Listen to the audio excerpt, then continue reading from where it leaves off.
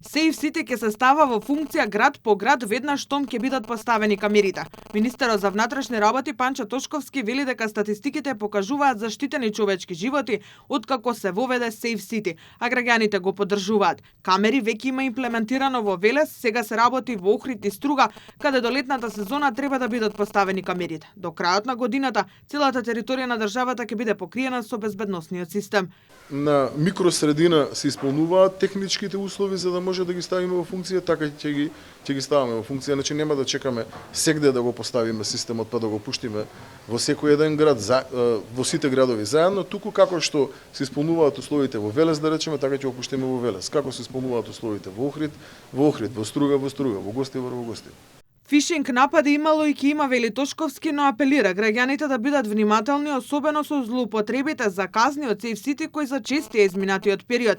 Лажните пораки секогаш стигнуваат од странски броеви, имаат чудна и нелогична содржина, бидејќи системот од домашни напади е заштитен. Дали навремено ги добиваме како известување од страна на граѓаните дека се случуваат, да, дали веднаш комуницираме со граѓаните дека постојат фишинг напади, да.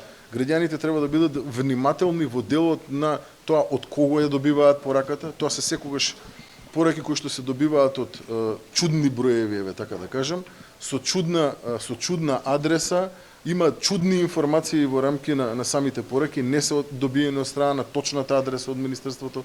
Досегашните статистики бележат речиси двојно намалување на бројот на жртви во сообраќајни несреќи. Ако лани во првиот квартал 47 луѓе загинале на македонските улици, годинава се 26. Во главниот град во месец април има 0 жртви од сообраќајки, што значи целосен ефектот од системот безбеден град за заштита на човечките животи.